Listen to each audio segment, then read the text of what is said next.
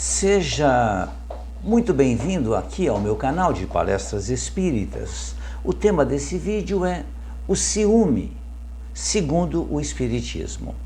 Agradeço a todos vocês que têm se inscrito em meu canal, têm feito comentários, têm também sugerido temas. Agradeço a Deus pela oportunidade da realização desse trabalho. Mas o ciúme, uma palavra muito conhecida e nem sempre entendida, o seu verdadeiro significado e o estrago que o ciúme causa na vida das pessoas. William Shakespeare apresenta em sua magnífica obra Otelo uma análise profunda, incômoda e intensa desse terrível inimigo da vida, o ciúme. Sim, o ciúme é um inimigo da vida. Por que que ele é um inimigo da vida? Vejamos o que consta no livro. Lago, um dos mais importantes personagens dessa obra, diz que os ciumentos não precisam de causa para o ciúme. Tem ciúme e nada mais. O ciúme é monstro, diz ele, que se gera em si mesmo e de si nasce. Na clássica peça shakespeariana, o general Mouro, Otelo, é envenenado pela desconfiança vinda do verbo afiado e sorrateiro do seu aparente amigo Lago. Lago também, por ciúme e inveja, procura uma forma de destruir Otelo e a esposa, Desdémona, e encontra nesse poderoso tóxico, o ciúme, a maneira de promover sua vingança. Procurando descobrir mais sobre essa fragilidade humana, vamos perceber o ciúme como a inquietação mental causada por suspeita, por receio de rivalidade nos relacionamentos humanos, que exigem de nós sempre muito equilíbrio. Mas o relacionamento, que faz parte da convivência, que consta da lei de sociedade, é absolutamente necessário para todos nós crescermos, evoluirmos, aprendermos a nos respeitar mutuamente. E o ciúme é uma espécie de distorção, um exagero, um desequilíbrio de sentimentos, teoricamente e aparentemente apresentado como zelo. A pessoa gosta muito da outra pessoa, por isso que tem ciúme. Na realidade, essa é uma fraqueza, uma fragilidade muito perigosa. E vemos em nossa atualidade, lamentavelmente, esse aparente ciúme causando inúmeras tristezas no ambiente familiar e também no ambiente da própria sociedade, com os crimes que ocorrem. Crimes que fazem com que quase sempre o homem mate a mulher porque não quer perdê-la, não aceita o rompimento do vínculo que existia entre ambos. E muitas vezes é dado como argumentação o não querer perder. Não, eu amo demais, por isso que eu não vou permitir que ela ou ele fique com o outro. Na realidade é um desequilíbrio que causam essas tristezas. Adentrando na intimidade desse sentimento, vamos descobrir que esse sentimento é medo, puramente medo de perda. Não só de perda, mas não aceitação da mesma, não aceitação da perda, de modo nenhum. O ciumento é intransigente, ele só quer fazer valer aquilo que ele pensa. É muitas vezes o medo de algum dia sermos dispensáveis à pessoa com a qual nos relacionamos, mas que precisamos compreender que não somos proprietários da outra pessoa. A outra pessoa não é nossa. A outra pessoa convive conosco até o momento em que queira fazer isso. E depois, naturalmente, esse relacionamento pode se romper. E é necessário que nós aprendamos a respeitar essa situação. Mas, visto que ainda somos espíritos imperfeitos, sujeitos a cometer erros, não respeitamos isso. Lamentavelmente, ainda não respeitamos. É o medo de sermos abandonados, rejeitados ou menosprezados. É o medo de não sermos mais importantes. O que, na realidade, fazendo uma análise racional,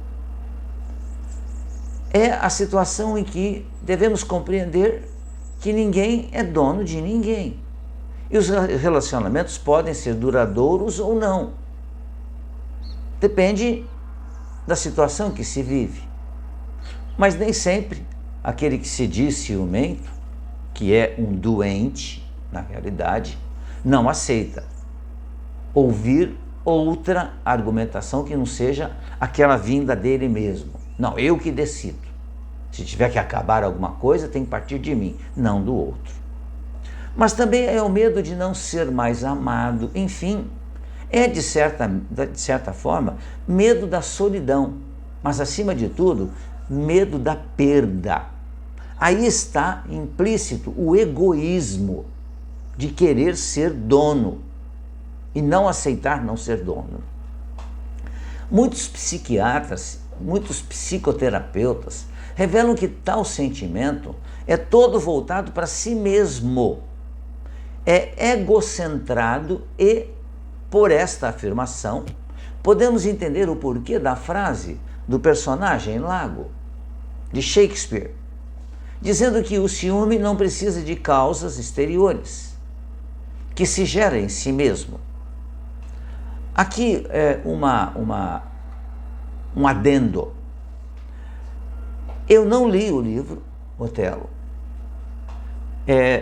não conheço os personagens, fiz uma pequena pesquisa, mas fiquei sem entender completamente com relação ao nome.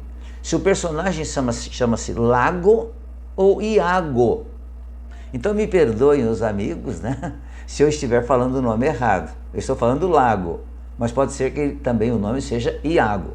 Otelo, Desdémona, não tem nenhuma dificuldade com relação a isso, mas o Lago ou Iago ficou difícil entender qual dos dois é o nome correto. Mas o personagem é conhecido. Continuam os psiquiatras e psicoterapeutas dizendo que realmente é algo voltado para o egocentrismo, ou seja, tudo girando em torno da própria pessoa.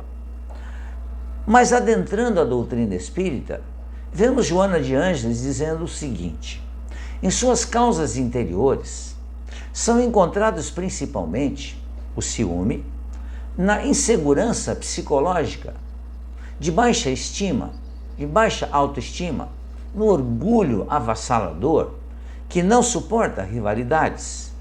Então, além do egoísmo de querer ser o dono de tudo, entra também outra doença muito grave, que é o orgulho.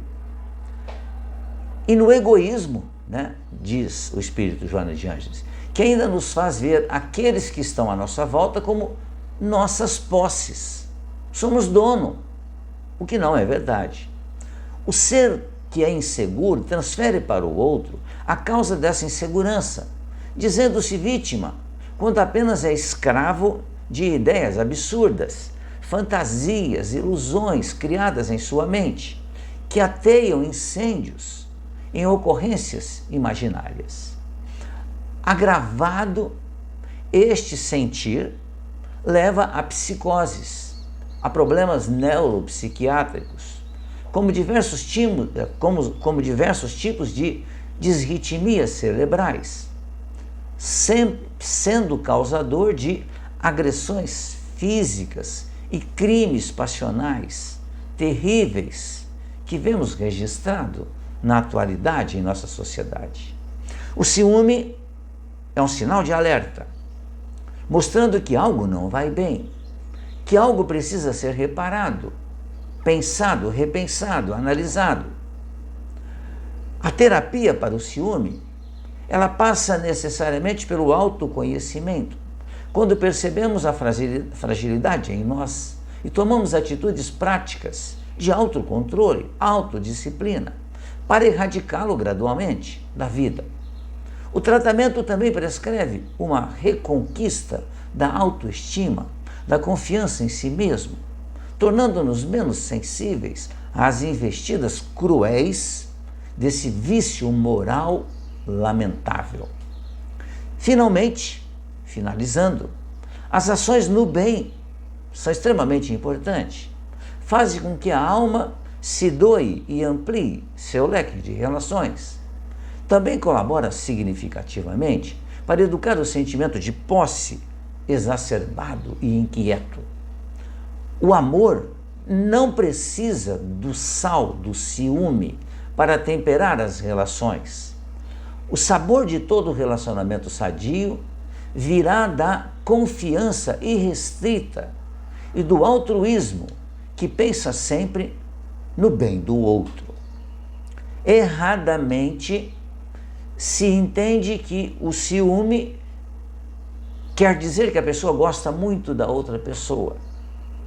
Mas na realidade o ciúme é um desequilíbrio, porque, repetindo, o amor não precisa do sal do ciúme para temperar as relações.